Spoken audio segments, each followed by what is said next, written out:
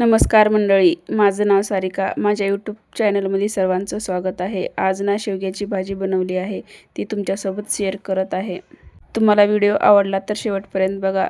भाजीसाठी साहित्य घेतलं आहे आणि कांदा टमाटर सगळं भाजून घेतलं आहे थोडंसं तेल टाकून. साहित्य घेतलं आहे, टमाटर पण थोडंसं भाजून घेतलं आहे, कांदा भाजून घेतला आहे आणि नाही तर 4-5 लसणाच्या कुड्या घेतल्या आहेत आणि थोडीशी कोथिंबीर कट करून घेतली आहे आणि खोबऱ्याचा तुकडा ना खिसून भाजून घेतला आहे आणि ना तीळ पण थोडीशी भाजून घेतली आहेत. इथं 2 शेंगा घेतल्या आहेत आणि छोट्या आकारात कट करून स्वच्छ धुवून घेतले आहेत आणि ना मिक्सरच्या भांड्यामध्ये सगळं साहित्य टाकून वाटून घ्यायचं. शेंगाना पहिलं कोणी कुकरमध्ये उकडून पण घेतं, पण मी उकडून नाही घेतले, तशाच कट करून घेतल्या आहेत. उकडून घेतलं ना त्याची चव राहत नाही, त्यामुळे ना तशाच शेंगा घेतल्या आहेत.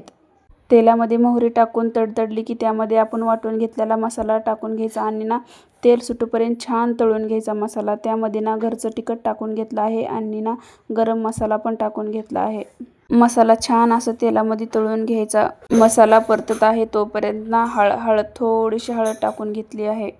मसाला जेवढा छान तेलामध्ये तळतो ना तेवढी चव छान लागते बरं का.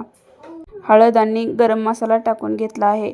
त्याला पण छान असं परतून घ्यायचं. त्यामध्ये ना आपण स्वच्छ धुवून कट केलेल्या शेंगा त्यामध्ये टाकून घ्यायच्या आणि ना छान असं शेंगा पण थोड्याशा तेलामध्येच उकडून घ्यायच्या. नंतर मग शेंगावरची थोडीशी सालं काढून घेतली आहेत कट करतानाच. भाजी ना मटणापेक्षा सुद्धा टेस्टी होते बरं का. अशा पद्धतीने नक्की एकदा ट्राय करून बघा तुम्ही, तुम्हाला नक्की आवडेल भाजी. चला, आपल्या शेंगा पण छान फोडणीमध्ये भाजून घेतले आहेत. त्यामध्ये थोडंसं पाणी टाकून घेत आहे. तुम्हाला जेवढं पाणी टाकून घ्यायचं, पातळ घट बघून पाणी टाकून घ्या आणि ना मीठ टाकून घेऊ. थोडंसं चवीपुरतं मीठ टाकून घेतलं आहे. आपली भाजी ना कोथिंबीर शिवाय अधुरीच असते बरं का, त्यामुळे ना थोडीशी कोथिंबीर पण कट करून टाकून घेतली आहे. आणि इकडे बघा आपल्या भाजीचा लुक असा काय आला आहे. तुम्हाला जर आवडली भाजी तर नक्की व्हिडिओ शेवटपर्यंत बघा आणि लाईक शेअर नक्की करा. आणि ना भाजी भाकरीसोबत किंवा चपातीसोबत भातासोबत तर एकच नंबर लागते बरं का. नक्की ट्राय करून बघा तुम्ही. चला मग भेटू पुढच्या व्हिडिओ.